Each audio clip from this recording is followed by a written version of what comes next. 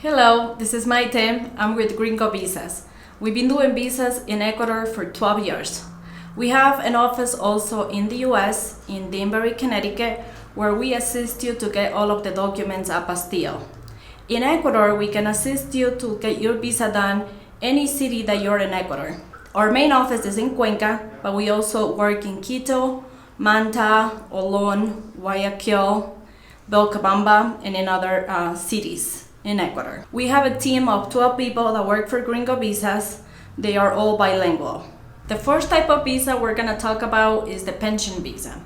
For the pension visa, you need to show $1,275 in income to claim one visa. If you're going to claim a dependent, like your spouse and your children, you need to add an additional $250 for each dependent. For example, if you're claiming your wife as a dependent, instead of showing that you make $1,275 a month, either from Social Security, from 401k, or VA income, then you're gonna need to show $1,525. It is not allowed to combine the income from you and, let's say, your wife.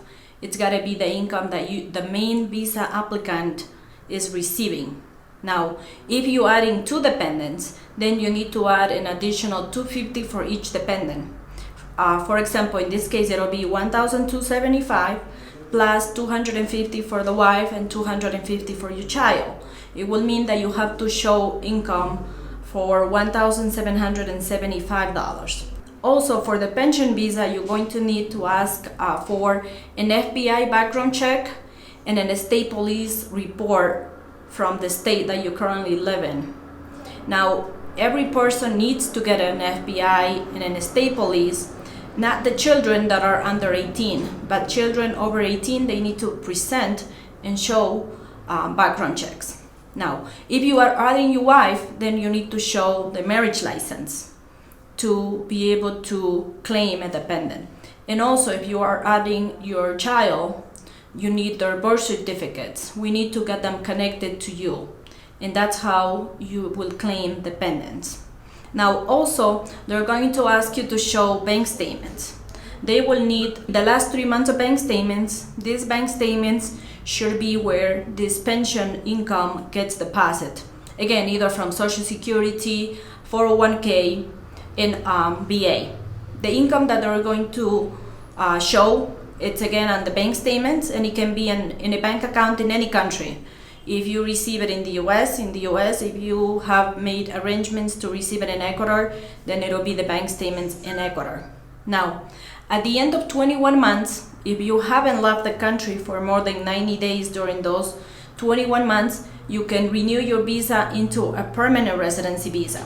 Now, if you have left the country for more than 90 days, you will not qualify for a permanent visa. You will have to apply for another temporary visa. It's very important that you know this rule so you don't break it in case that you are looking to become a permanent resident of Ecuador. It's 90 days within those first 21 months.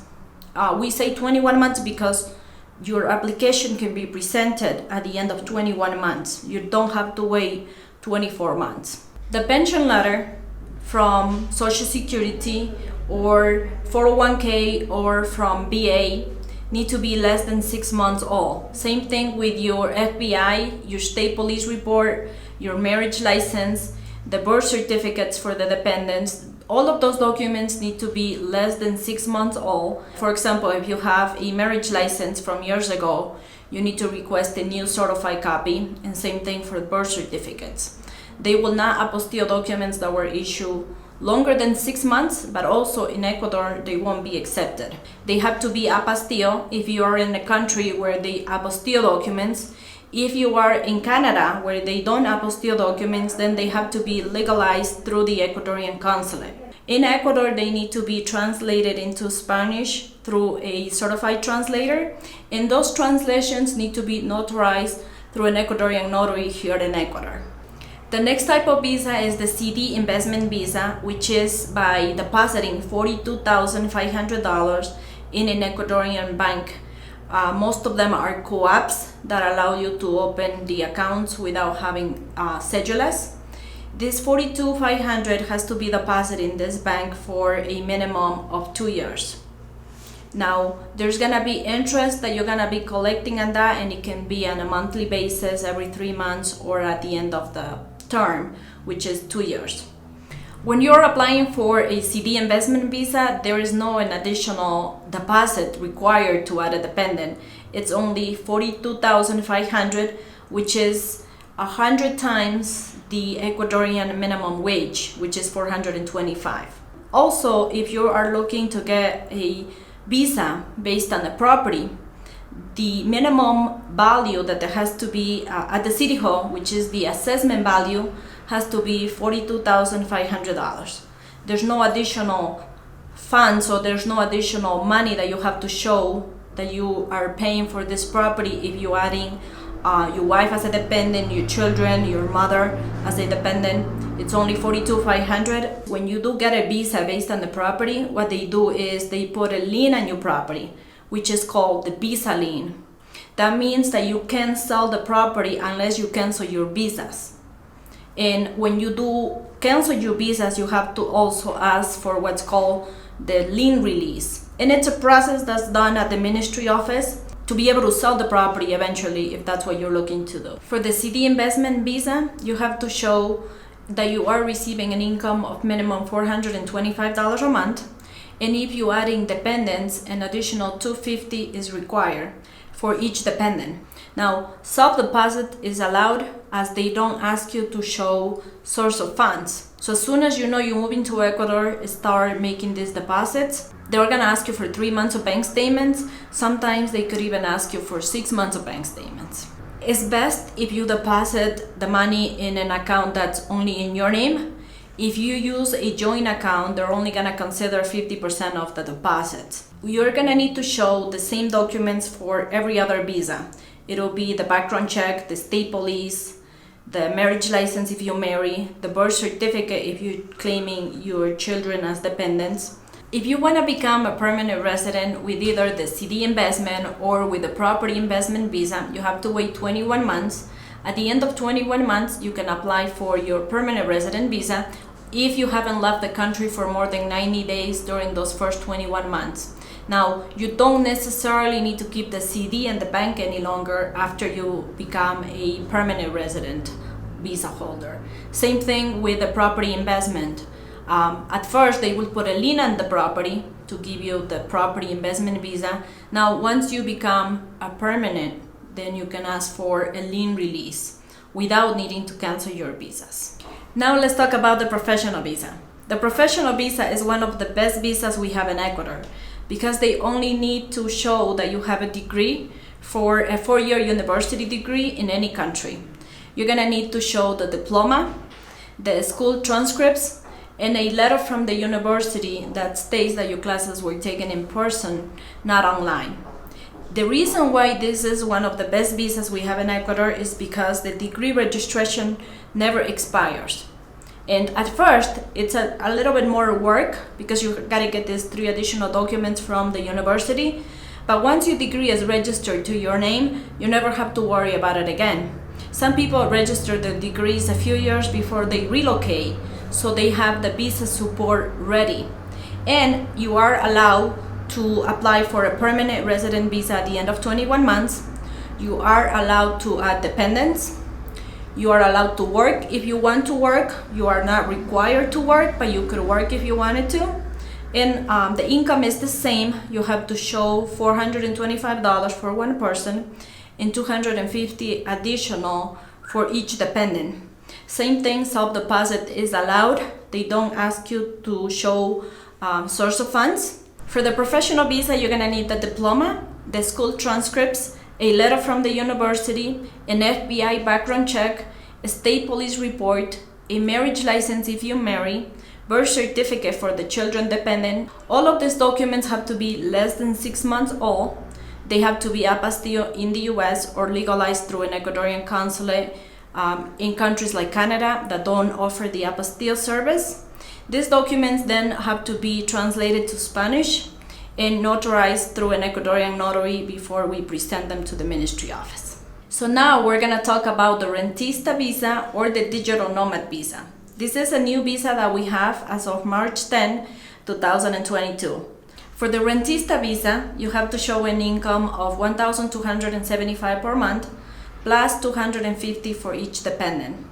Or you can show a yearly income of $15,300 plus $3,000 for each additional dependent based on the last 12 months of bank statements. For this visa, you can be working for a company that's outside of Ecuador, anywhere. You have to prove that the company is real and exists by showing an LLC documents, the corporation documents. Even if you are a freelancer, then you have to show that you own an LLC. They're also going to ask you to prove bank statements. If you have a joint account, they're only gonna consider 50% of the bank statements. Therefore, it's better that you have the deposits made in an account that's only in your name. You're also going to need to show an FBI background check, an state police report, a marriage license if you marry and you're adding a dependent, and birth certificates if you are adding children dependents. This visa have the same benefits and the same guidelines. Therefore, at the end of 21 months, if you haven't left the country for more than 90 days, you can apply for a permanent resident visa. And you could also apply for a cedula. You can legally work in Ecuador if you want to. You're not required to work, but you are allowed to work. This is a brand new visa that we have, and a lot of people qualify. Now, you could also show rental income to qualify for this visa. If you own a property overseas, then you have to show that you own this property by showing the property deed plus a rental agreement for 2 years. Of course, all of these documents have to be apostille, and these documents are valid for less than 6 months, so the documents have to be new. Another visa type that we have in Ecuador is the work visa, which you get it when you get hired by an Ecuadorian company. They have to give you a work agreement for minimum 2 years. The minimum salary should be $425 a month. They should put you through the Ecuadorian IESS system. The employer pays a portion of that, and you will also need to show an FBI background check, a state police report. Again, these documents have to be less than 6 months old. They have to be apostille in the country.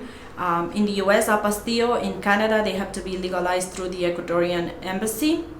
And those documents here need to be translated to Spanish and notarized with an Ecuadorian notary. This visa will give you also the opportunity to apply for a cedula.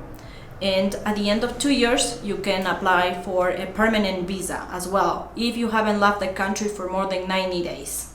The dependent visa. Dependents have the same benefits and same guidelines as the main visa holder. They could get a cedula, they can get a job in Ecuador if that's what they're looking to do. Now, as of February 5th, 2021, the dependents don't lose the visas if the main visa holder dies, or if they divorce. Depending on the situation, you may or may not lose your visa. For the Amparo visa, you can qualify if you're married to an Ecuadorian citizen. If you got married overseas, you will be required to register your marriage in Ecuador. For that, you will need a marriage license. Again, all of these documents have to be less than 6 months old. You will need the FBI background check, the state police report, and these documents have to be then later translated into Spanish, notarized through an Ecuadorian notary. You also need to show the minimum income through a bank statement, which is $425 a month. Again, if it's a joint account, it has to be double, so make sure it's the account it's only in your name. Now, if you have your mother that was born in Ecuador, you could claim for citizenship. You can apply for citizenship. You don't have to go through either a temporary resident visa or a permanent resident visa. You can apply for citizenship even if you are over 18. For that, you don't need to show an FBI background check or a state police report. You will need to show your mother's birth certificate and your birth certificate. Health insurance is required for all visa types. It has to be Ecuadorian health insurance. If you're using an insurance from another country, it has to specifically say that you're covered in Ecuador. And if these documents are from overseas, then of course they need to be apostille and they need to be translated. Now, the insurance that you get for Ecuador, it has to be through a private company. You can only qualify for government insurance after you have the cedula. For all of the visa types, you're gonna need to show an FBI background check, state police report, a marriage license if you marry, birth certificates for the children dependent only. You don't need birth certificates for you. All of these documents have to be apostille if you are in a country like the US where they offer the apostille service. If you are in Canada, then they need to be legalized through the Ecuadorian consulate. These documents have to be less than 6 months old. All of your documents for your visas, for your dependents, need to be translated to Spanish here in Ecuador. They have to be translated with an Ecuadorian certified translator, and they need to be notarized here with an Ecuadorian notary. And of course, that's part of the service that we offer here in Gringo Visas.